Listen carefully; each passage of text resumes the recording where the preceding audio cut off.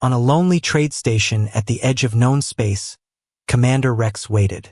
His ship, the Iron Sparrow, had just finished a dangerous mission. He was tired, bruised, and low on credits.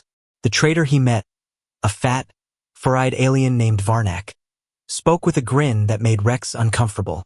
"I don't have money," Varnak said, "but I offer something better." From behind Varnak, two guards dragged a girl into the light. She looked about 20, tall and slim, with strange silver eyes that seemed to glow. Her long white hair was tied back, and a metal slave collar was locked around her neck. "This is Lyra," Varnak said. "She is obedient, quiet, and useful. Take her instead." Rex frowned. "I don't buy slaves. She is not for sale. She is payment." Rex looked at her. She said nothing, just stared at him. There was something about her too calm for a slave, too clean, too aware. He should have walked away, but he didn't. "Fine," he muttered. "Deal." Back on his ship, Rex sat in the pilot chair while Lyra sat silently near the engine room. She didn't speak, didn't eat, didn't ask questions. She just watched. Strange things began happening. The ship's lights flickered. Encrypted messages appeared on the screen, coded in a language Rex had never seen. Worse, an unknown drone followed them through hyperspace. Rex destroyed it, but it had already scanned his ship. All this after he accepted her. That night, while fixing the navigation panel, Rex found her staring at a star map. "Lost something?" he asked. She didn't answer. "Who are you really?" he pressed. Still silent. He sighed and walked away. But later, he noticed something strange. The broken cooling system, something only he could fix, was now working perfectly. She had repaired it, alone, without tools. The next day, he saw a mark on the back of her neck. Not a normal brand. It was glowing faintly, shaped like a royal crest. "What is that?" he asked. Still, she said nothing. But that night, as the ship floated in space, and the stars moved quietly outside the window, Rex heard her voice for the first time. Soft, calm, almost sad. "You don't know who I am, do you?" He froze. She looked at him, her silver eyes shining. "I am not what they told you I am." Before he could speak, the ship's alarm went off. A bounty ship had locked onto them. Rex looked at the screen, wanted posters flashed. Not for him, for her. Reward, 5 million credits. Target, Princess Lyra of Valari Prime. His jaw dropped. He turned to her. She was already gone from the room. The hunt had begun. Rex had been hunted before. He knew the sound of a targeting alarm like a heartbeat in war. But this was different. The enemy wasn't after him. They wanted the girl, Lyra. She stood in the corner of the cockpit, calm and silent as red warning lights blinked around her. On the screen, the bounty ship was closing fast. Too fast. Rex cursed under his breath. "How the hell are you a princess?" Lyra didn't flinch.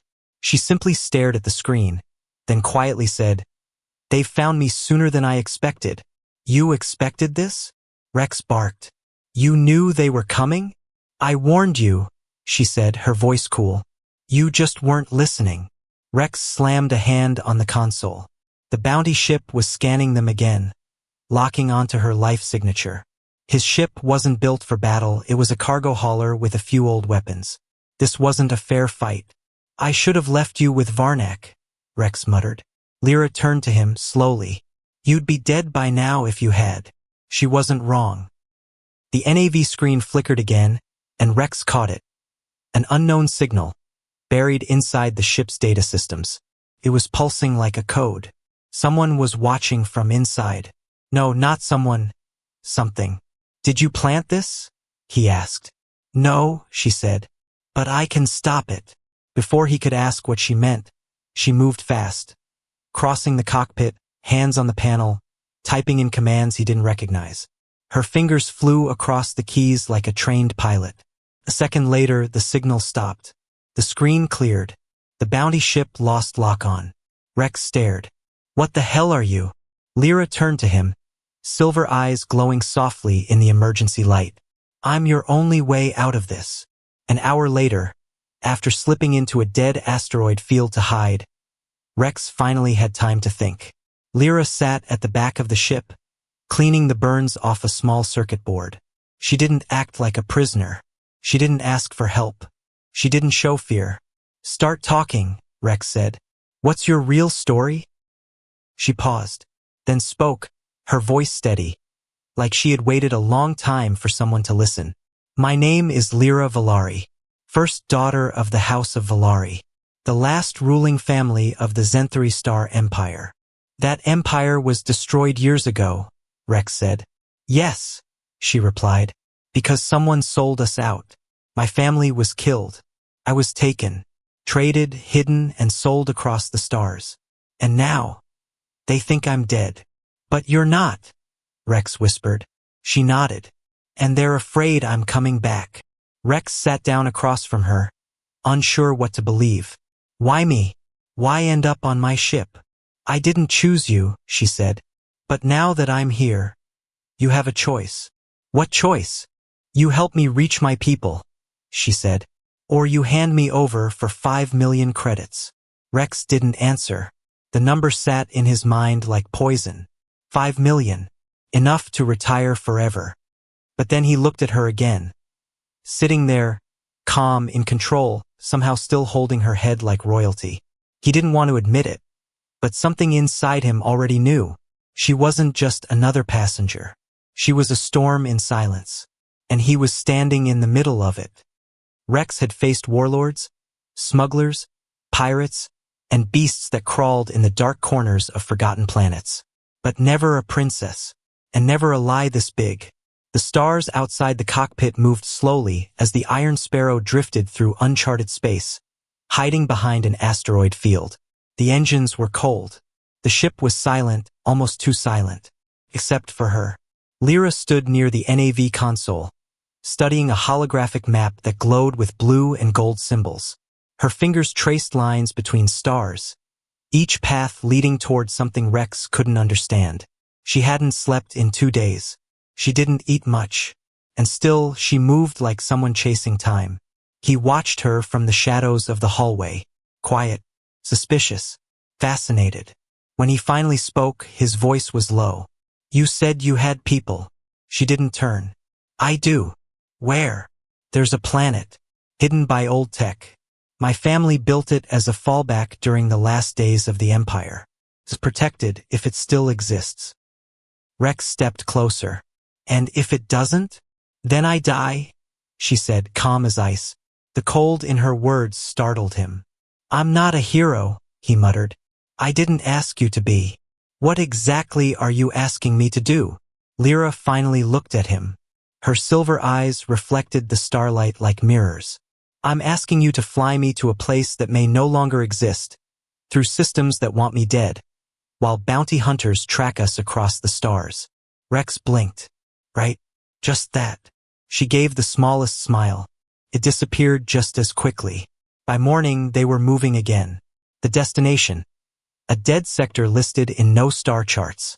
A place marked only in forgotten archives and ancient imperial files Lyra had memorized as a child.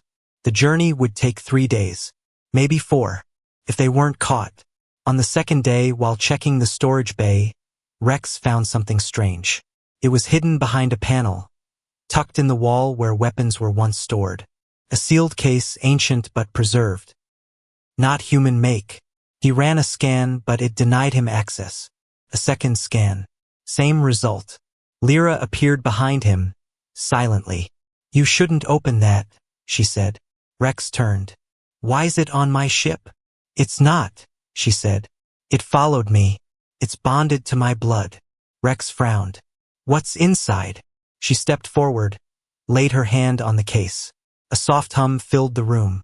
The panel glowed, unlocked, and slid open with a hiss. Inside was a crown, but not just any crown. It was made of light metal, pulsing veins of blue energy dancing through it like a living heartbeat. Symbols in a lost language flickered along its edge. "This was my mother's," Lyra said. Her voice was softer now, almost fragile. "She gave it to me the night she died." Rex didn't know what to say. Lyra continued, eyes on the crown. She told me to hide it, to protect it, that one day someone would come looking, not for the crown but for me. She turned to him, and if I didn't have it, they wouldn't believe who I was. Rex swallowed hard. He suddenly understood. This wasn't just a runaway girl with a fake story. This was a war waiting to be reborn. And somehow he was part of it now. The moment the ship dropped out of hyperspace, everything changed. Space turned darker here. Not just empty, but silent, like sound itself had been swallowed by the void. No comm signals, no trade lanes, no satellites, just cold stars and a broken world floating in the distance. There, Lyra whispered. Rex narrowed his eyes. The planet looked dead. Black oceans, cracked continents, rings of dust and shattered moons drifted around it like forgotten bones. That's your secret sanctuary? He asked. Lyra didn't answer. She was staring too intently, as if looking through time. This was once the capital of the Valari Empire, she said quietly. Before the wars, before the betrayal, the ship's scanners struggled to get a reading. Ancient jamming fields still pulsed across the planet's atmosphere, flickering weakly like dying firewalls. Rex had never seen tech this old still active. It shouldn't have worked. And yet, it did. Lyra entered a code manually. Her fingers moved with muscle memory, like she'd done it 1,000 times in dreams. The jamming cleared. A narrow flight corridor lit up through the darkness. The planet was letting her in. Not him. Her. They descended slowly, through thick gray clouds, until the surface came into view. Tall towers of stone and metal rose from beneath the ash. Half-collapsed, overgrown, abandoned. But beautiful. Carvings of winged figures and alien runes still glowed faintly across the ruined walls. This wasn't just a city. It was a tomb. Rex landed the ship on a wide stone platform near what looked like a palace fallen sideways. Dust blew through empty archways. Silence ruled the air. "Welcome home," he said under his breath. Lyra stepped out first, walking with quiet purpose, like she'd rehearsed this moment her entire life. She didn't hesitate, didn't look back. Rex followed, blaster ready. Every sound echoed too loudly. Every shadow felt like a secret.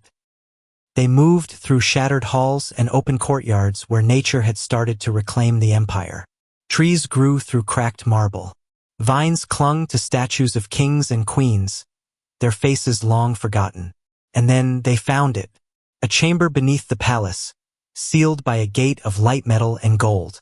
Rex scanned it, dead tech. But Lyra stepped forward and pressed her palm to the symbol carved into the center. The gate recognized her. It opened with a low hum. Inside was no throne room, no treasure vault, just a single pedestal and resting atop it, a black cube humming with energy. "What is that?" Rex asked. Lyra stepped forward. "A memory core. It holds the truth." As her fingers touched it, the room came alive. Holograms flickered to life. Faces of her family, voices, logs, messages. History recorded in pieces. Her mother's final speech. Her father's last order. Even a traitor's name, half spoken in static before it cut to black. Lyra's eyes filled with tears she refused to shed. "They killed them all," she said. "And they tried to erase us." Rex watched in silence. For the first time, he saw not a slave, not even a runaway noble, but a ghost of royalty standing in the ruins of her own story. Suddenly, alarms echoed through the old halls. Red lights flashed from the walls. Ancient sensors waking from slumber. "What did you trigger?" Rex asked.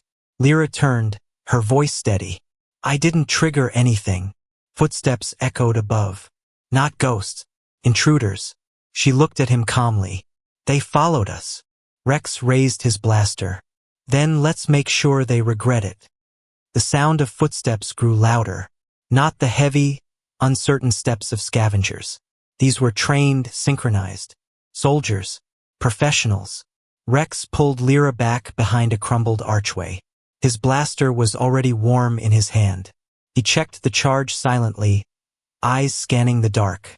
For shadows appeared in the entrance above the chamber. Dark armor, visors glowing red, rifles at the ready. They weren't looking for loot. They were here for her. Lyra remained calm, her voice barely a whisper. They work for House Marin, my family's oldest rivals. I thought your family didn't have rivals anymore, Rex muttered. We do. I'm still breathing. Rex gestured for her to stay low. They moved through the ancient corridors, retracing their steps as carefully as possible, but the soldiers were closing fast. Whoever they were, they had her scent, and they knew the layout of the city better than Rex expected. Too well.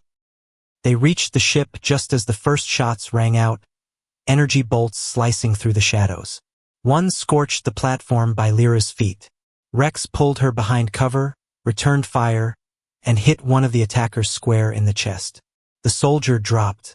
The others spread out. Rex's ship, the Iron Sparrow, was just meters away. Then came a voice over the comms, calm, smooth, and all too familiar. Commander Rex, you always did like lost causes. The voice sent ice through Rex's spine. It was Cade Voss, an old crewmate, a friend, a man Rex once trusted like a brother. Rex didn't reply. He kept firing. But inside, something broke. Cade's voice continued. I heard you were flying alone now. That was your first mistake. Lyra looked at Rex. Who is he? Someone I buried years ago, Rex growled. They made it to the ship. The ramp opened just long enough for Rex to throw a thermal mine behind them. The explosion shook the ruins. Debris rained down like thunder. The engines fired. As they launched into the sky, Rex could see Cade's face on the display. A live feed hijacked from their own comm system. Cade smiled. You can run, Rex, but you're just carrying a target. Then the feed cut. They were in orbit again, but something in Rex had shifted. Lyra stood behind him, hands gripping the back of his chair. She could feel the rage building in him. You knew him? She asked. We served together, fought in the same war. He sold our squad out to slavers for weapons and credits. I left him bleeding on a frozen moon. And he survived. Yeah, Rex said bitterly. Looks like I'm not the only one with ghosts. Lyra looked down, her voice quieter. He'll keep coming. I know. She hesitated, then reached into her coat. From an inside pocket, she pulled a chip the size of a coin and handed it to him. What's this? Rex asked. A tracker. It was in my collar. They've known where I was since the moment you took me. He stared at it for a long second. Then, without a word, crushed it under his boot. She watched him, searching his face for something. Fear, regret, blame. But he only looked forward, eyes on the stars. You still want to go through with this? He asked. Yes. You still trust me? Lyra met his gaze.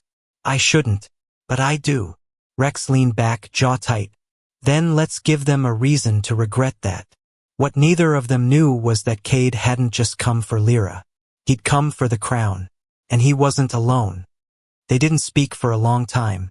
The stars drifted quietly past the windows, distant and cold, while the Iron Sparrow pushed deeper into the void. Rex hadn't changed course in hours, but he kept his hands on the controls, jaw tight, mind grinding through possibilities. Lyra stood near the rear deck, eyes on a cracked screen showing fragments of the memory core they'd pulled from the ruins. It flickered with images. Her mother's face mid-speech, voices cut with static, warships burning in orbit. No matter how many times she watched it, she couldn't change how it ended. She was the last Valari, and Cade Voss wanted to make sure she stayed that way. Rex finally broke the silence. We can't outrun them forever. I know, she said. They're better armed, better funded. And Cade doesn't stop. Not until he gets what he wants. Lyra turned slowly, her voice steady. Then we stop running. Rex raised an eyebrow. You got a fleet I don't know about? She stepped closer, and for the first time he noticed something different in her posture. She wasn't hiding anymore. Not scared. Not waiting for help. She was deciding. I have one last place, she said. A station, buried in the rings of a dead planet. My mother called it the Ember Vault. It was a safe house for royal blood, just in case the crown ever had to vanish. And you think it's still operational? I don't think, she said. I know. 12 hours later, they reached the ringed world. At first glance, there was nothing there, just dust, gas, and rock. But Lyra's voice was calm as she guided Rex through the debris field. Coordinates from memory, timing from instinct. She knew this route the way a child knows the sound of their mother's voice. They slipped through a canyon of ice and stone, and then, without warning, a shimmer of light revealed a hidden station embedded in the core of an asteroid. No signal, no beacon, just ancient architecture locked in silence. Rex brought the ship in with caution. The docking clamps engaged automatically. The doors opened without resistance. Something still remembered her. The Ember Vault was unlike anything Rex had ever seen. Not military, not industrial. It was alive. Energy moved through the walls in glowing lines. Screens lit up as they walked past. DNA scanners reactivated. Lights pulsed beneath the floors, reacting to Lyra's presence. She didn't flinch. She walked like she belonged here. They reached the central chamber, and the vault opened for her without a sound. Inside, suspended in magnetic fields, was a suit of armor. But not ordinary armor. It was built from living metal, liquid curves, soft as silk until hardened by command. Veins of light ran through it. The chest plate bore the mark Rex had seen once on her back. A crest that hadn't been flown in decades. Valari Royal. Lyra stepped forward and placed her palm on the suit. The metal crawled toward her skin, wrapping her slowly, piece by piece, until it stood complete. She didn't look like a slave now. She looked like something older, something that belonged to the stars. I was never supposed to wear this, she said. Only my brother was trained for war. Rex stared. You look trained enough to me. Lyra turned toward a console and typed in a series of commands. Old systems came alive. Holograms projected a map, scanning Cade's fleet. Their numbers, their approach vector, their weakness. I can jam their signals for 20 minutes, she said. That's all I need. To do what? Rex asked. She looked over her shoulder. To remind them who I am. They didn't argue about the plan. She would take a stealth pod from the vault and board Cade's ship from beneath, using an old Imperial override. Meanwhile, Rex would fake a retreat, drawing the enemy's attention long enough for her to move in unnoticed. It was reckless, desperate. It was war. As she stepped into the launch tube, Rex stopped her. You sure about this? She nodded. This time, I'm not running. He hesitated, then leaned in. Just come back. Her smile was small, tired, real. I always do. Then she was gone, launched into darkness like a shadow with purpose. For the first time in her life, Lyra wasn't being hunted. She was hunting. Cade Voss stood at the command deck of the Black Fong, watching the stars ripple in the distance. His fleet hovered near the orbit of the ringed planet, dozens of ships like sharp knives pointed into the void. He was confident.